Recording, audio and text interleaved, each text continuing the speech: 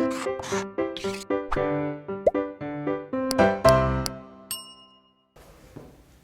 Students, welcome back to Blueprint Digital. आज की इस वीडियो में हम रुधिर के बारे में पढ़ेंगे और इस वीडियो में हम विशेष रूप से आरबीसी के बारे में पढ़ेंगे।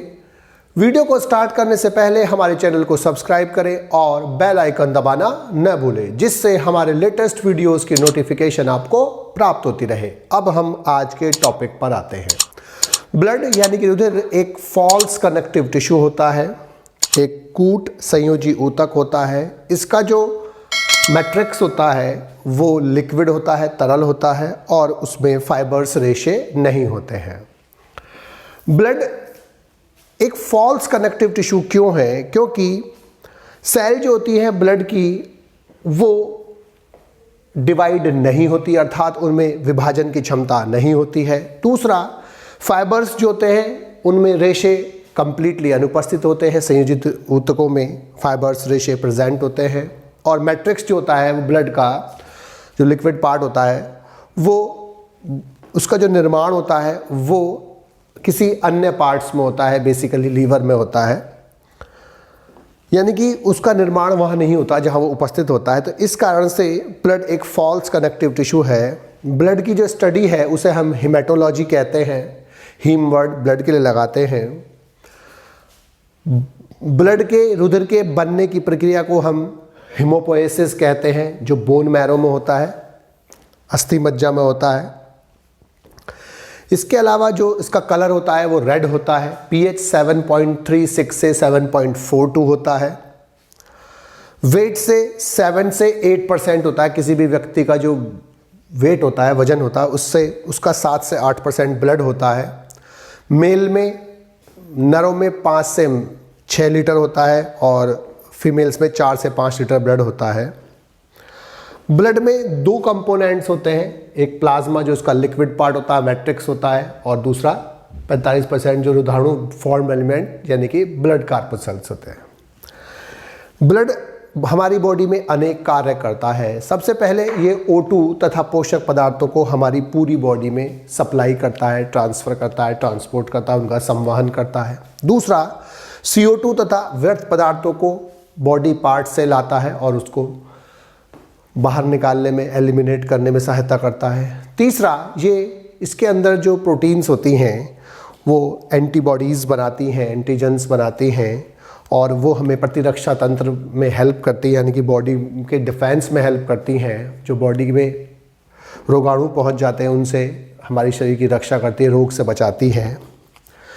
इसके अलावा इसमें जो पीएच होता है ब्लड का वो फिक्स रखने के लिए प्रोटीन और बाइकार्बोनेट होते हैं, जिससे हमारा इंटरनल एनवायरनमेंट कांस्टेंट बना रहता है, इसको जो हमारी बॉडी की फंक्शनिंग के लिए ज़रूरी होता है। इसके अलावा ये ब्लड क्लॉटिंग जो होती है, जो स्कंदन होता है इसका, उससे जो घाव होते हैं और जो चोट होती है वो जल्दी भर जाती हैं। इसके अलावा ये जो हीट होती है जो लीवर में बनती है, पूरी बॉडी में डिस्ट्रीब्यूट करता है ब्लड, पूरी बॉडी में उसको भेजता है। इसके बाद जो ब्लड है उसके अंदर जो दो पार्ट्स हैं, प्लाज्मा में अनेक चीज़ें प्रेजेंट होती हैं। इसका 55% पार्ट होता है ब्लड का। सबसे पहले जो प्लाज्मा में पार्ट है वो है प्रोटीन। इसमें अनेक प्रकार की प्रोटीन्स होती हैं, जैसे globulin, prothrombin, fibrinogen, albumin. Fibrinogen और प्रोथ्रोम्बिन ब्लड क्लॉटिंग में हेल्प करती हैं, यानी कि ये रुधिर के स्कंदन में हेल्प करती हैं। एल्बुमिन जो होता है पीएच मेंटेन रखता है। ग्लोबुलिन जो होता है एंटीबॉडीज़ बनाती है जो हमारी प्रतिरक्षा में काम करती है। पोषक पदार्थ glucose, amino acid, fat, lipid etcetera जो होते हैं, जो हमारे डाइजेशन यानी कि पाचन के बाद बनते हैं, वो रुधिर में प्रेजेंट होते हैं। रुधिर की सहायता से ही पूरी बॉडी में एक जगह से दूसरी जगह तक पहुंचाए जाते हैं। लवण, बॉडी में अनेक सॉल्ट्स प्रेजेंट होते हैं जो हमारी इंटरनल एनवायरनमेंट को कांस्टेंट मेंटेन रखने के लिए आवश्यक होते हैं। इसके अलावा विभिन्न प्रकार के एंजाइम्स और हार्मोन्स भी ब्लड में प्रेजेंट होते हैं जो इसको एक जगह से दूसरी जगह तक पहुंचाता है। विभिन्न प्रकार की गैसें जैसे CO2, O2 आदि भी ब्लड में, प्लाज्मा में उपस्थित होती हैं। इसके अलावा जो वेस्ट मटेरियल होता है, विशेष रूप से यूरिया और अन्य पदार्थ जो होते हैं जो बॉडी में बनते रहते हैं, वो भी ब्लड में पहुंचते हैं और ब्लड की सहायता से ही ट्रांसपोर्ट किए जाते हैं, एक जगह से दूसरी जगह तक पहुंचाए जाते हैं। डिफेंस करने वाले जो सब्सटेंस है जैसे लाइसोजाइम है, अन्य सब्सटेंस होते हैं जो बॉडी की हमारी रक्षा करते हैं। और एंटीकोगुलेंट हेपेरिन जो होता है वो ब्लड में प्रेजेंट होता है, जो स्कंदन को रोकता है। ब्लड जब बहता है वेसल्स के अंदर, उसको जमने से रोकता है, उसको कोगुलेशन को रोकता है, क्लॉटिंग को रोकता है। जो डिफेंस कंपाउंड होते हैं उसमें सबसे प्रमुख जो होता है लाइसोजाइम होता है, जो एक प्रोटीन होता है जो बैक्टीरिया को मारने के लिए, जीवाणु को मारने के लिए यूज़ होता है, जो बैक्टीरिया की सेल वाल को नष्ट करके उसको नष्ट कर देता है। प्रोपर्डिन भी एक लार्ज प्रोटीन होती है जो टॉक्सिक सब्सटेंसेस को, विषाक्त पदार्थों को नष्ट कर देती है, जो बैक्टीरिया और वायरस जो होते हैं सिक्रीट करते हैं, स्रावित करते हैं, अर्थात ये एंटीटॉक्सिन की तरह काम करती है। अब जो रुधिराणु है वो 45% बनाते हैं, फॉर्म्ड एलिमेंट भी बोलते हैं। इनमें सबसे प्रमुख आरबीसी, डब्ल्यूबीसी और प्लेटलेट्स है। इस वीडियो में हम आरबीसी के बारे में पढ़ेंगे।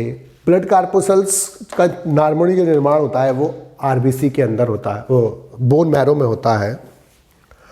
और जो आरबीसी है इसका नाम होता है एरिथ्रोसाइट।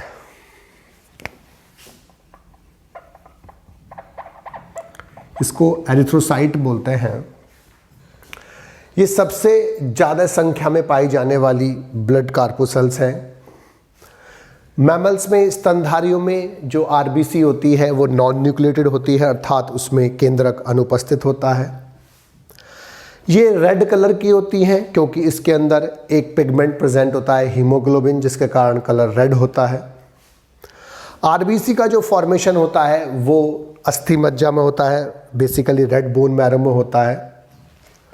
और इसके बनने को, जो रेड बोन मैरो में बनता है, इसको हम हीमोपोएसिस बोलते हैं या एरिथ्रोपोएसिस भी बोल देते हैं।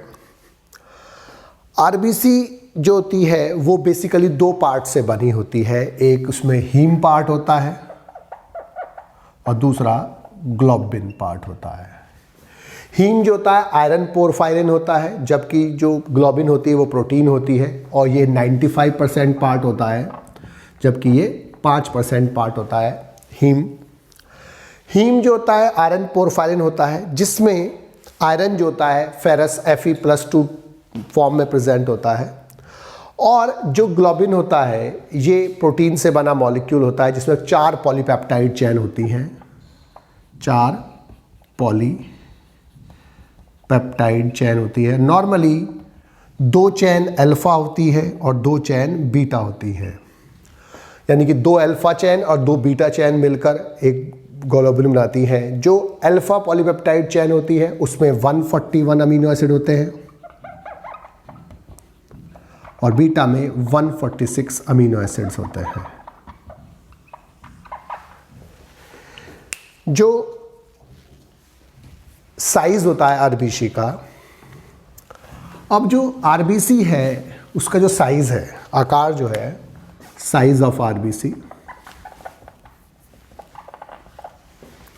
आरबीसी जो होती है, जो ह्यूमन में उसका साइज होता है, मनुष्य में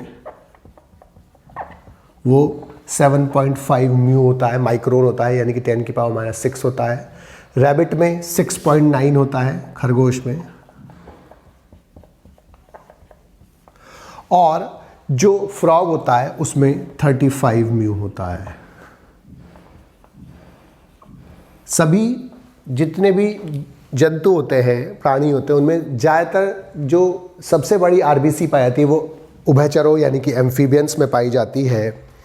और जो लार्जेस्ट यानी कि सबसे बड़ी होती है आरबीसी, एम्फ्यूमा में पाई जाती है, जो उभयचर होता है यानी कि एम्फीबियंस होता है। उसका जो साइज़ होता है वो 75 से 80 म्यू होता है। स्तनधारियों में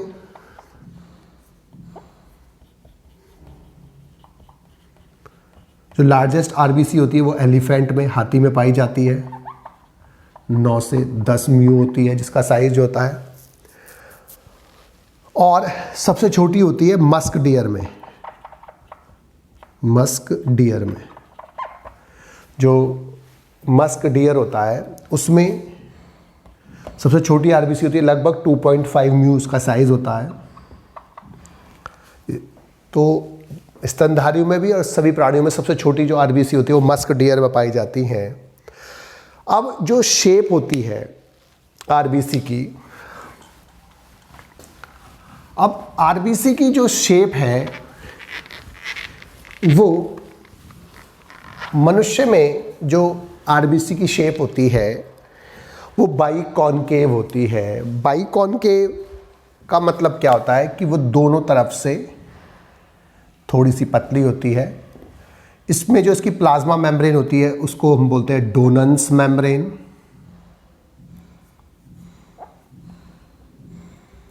डोनन्स मेम्ब्रेन, इसमें प्रोटीन का एक जाल होता है, नेटवर्क होता है, इसे बोलते हैं स्ट्रोमैटिन नेटवर्क या स्ट्रोमैटिन जाल। और इसके अंदर हीमोग्लोबिन के करोड़ों मॉलिक्यूल्स प्रेजेंट होते हैं, हीमोग्लोबिन के। जो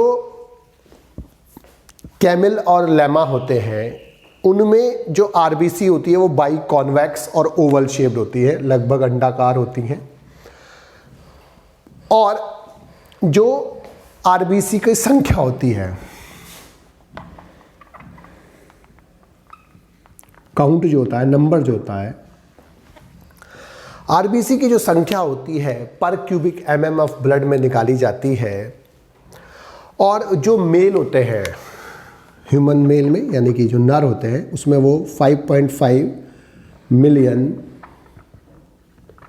पर cubic MM of blood, 5.5 million पर क्यूबिक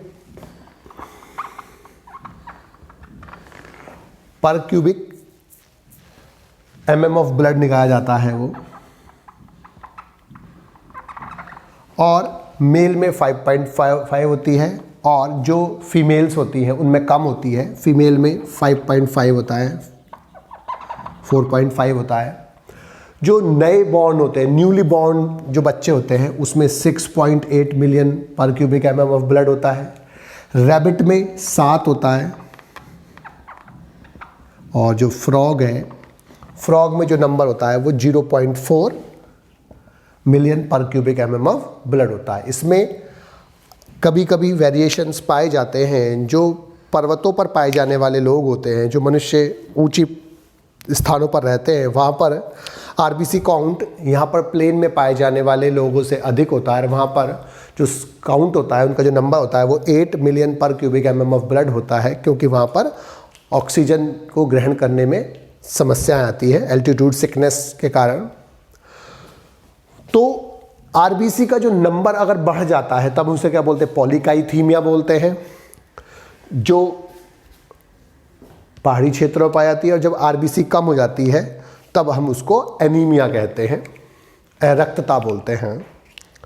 लाइफ स्पान यानी कि जो जीवन काल होता है, आरबीसी का जीवन काल जो है यानी कि लाइफ स्पैन, जो मनुष्य होता है उसमें उसका जो जीवन काल होता है वो 120 से 127 दिन होता है। मनुष्य में 120 से 127 दिन होता है। न्यूबॉर्न में जो नया मनुष्य का न्यूबॉर्न बेबी होता है उसमें 100 डेज होते हैं, उसमें 100 दिन उसका जीवन काल होता है। इसके बाद रैबिट में 80 दिन होता है, खरगोश में। और जो फ्रॉग है, फ्रॉग में जो इसका जीवन काल होता है वो भी 100 दिन होता है, 100 डेज होता है। अब आरबीसी का जो निर्माण है, फॉर्मेशन होता है आरबीसी का, उसको हम एरिथ्रोपोएसिस बोलते हैं। और जो ऑर्गन, जो अंग उसको बनाते हैं उसको हम एरिथ्रोपोएटिक ऑर्गन्स बोलते हैं, एरिथ्रोपोएटिक अंग कहते हैं। और जो हार्मोन आरबीसी के निर्माण में भाग लेता है, हम उसको एरिथ्रोपोएटिन कहते हैं। और एरिथ्रोपोएटिन हार्मोन किडनी द्वारा स्रावित होता है, वृक्कों द्वारा स्रावित होता है। जो पहली आरबीसी बनाई जाती है जब न्यूबॉर्न बेबी, जब बेबी का डेवलपमेंट हो रहा होता है, तो पहली बार जो आरबीसी बनती है वो योक सैक बनाती है, जो मैमल्स में यानी कि स्तनधारियों में, पक्षियों में और सरीसृपों में भ्रूण के चारों तरफ कलाएँ पाई जाती हैं, जिन्हें भ्रूणीय कलाएँ कहते हैं, यानी कि एक्स्ट्रा एम्ब्रियोनिक मेम्ब्रेन या फीटल मेम्ब्रेन कहते हैं। उनमें से 4 मेम्ब्रेन होती हैं, योक सैक, एलेंटोइस, कोरियन और एमनियन। उनमें से जो योक सैक होती है वो पहली बार आरबीसी बनाती है। भ्रूणीय जो जीवन होता है, एम्ब्रियोनिक लाइफ जो होती है, उसमें आरबीसी जो होती है उसको बनाने वाले अंग होते हैं लीवर, यकृत यानी कि स्प्लीन यानी कि प्लीहा। इसके अलावा प्लासेंटा अपरा भी बनाती है और इसके अलावा थाइमस ग्लैंड भी आरबीसी बनाती है। एडल्ट स्टेज में यानी कि जो वयस्क अवस्था है उसमें केवल बोन मैरो यानी कि अस्थि मज्जा में ही आरबीसी का निर्माण होता है। और जो फ्रॉग होता है, फ्रॉग में किडनी भी आरबीसी के निर्माण में भाग लेती है। बच्चों, आज की इस वीडियो में बस हम इतना ही पढ़ेंगे। हमारी इस वीडियो को आप लाइक करें और अपने दोस्तों के साथ शेयर करें। यदि आपका कोई डाउट है तो आप हमें कमेंट करके बता सकते हैं। इस अध्याय को और अच्छे से पढ़ने और समझने के लिए आप चित्रा प्रकाशन की बुक एक्टिव जीव विज्ञान की सहायता भी ले सकते हैं।